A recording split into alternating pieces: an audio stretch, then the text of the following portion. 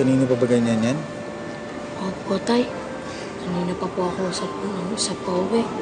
Pero parang statwa lang ng kausap ko. Namimiss niya po siguro si Chang. Ano ba?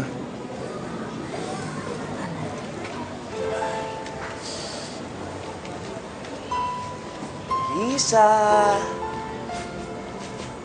Oh, ginagawa mo na ba yung assignment mo? Kumain ka na ba? Ha?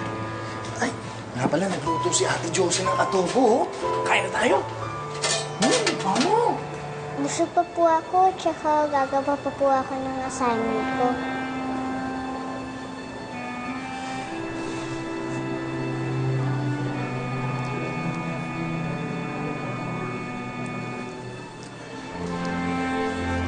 Elisa!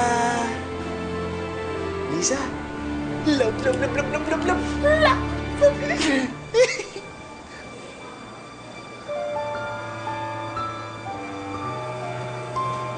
Bakit hindi ka tumatawa?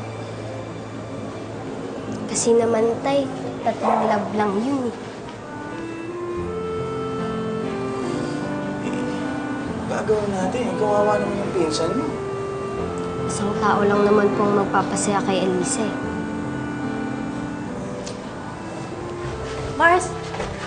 Mars, kuya mo. Importante daw. Hello, kuya. May problema ba? Wala naman. Okay naman kami dito. Kaso ang problema, ito si Elise. Pinipilit namin pangitiin. Ayaw talaga. Hindi effective. Ayaw sumaya. Pakausap nga. Kausapin ka naman ng nanay mo. Oh. Hello, Nay! Hello, Elisa, anak.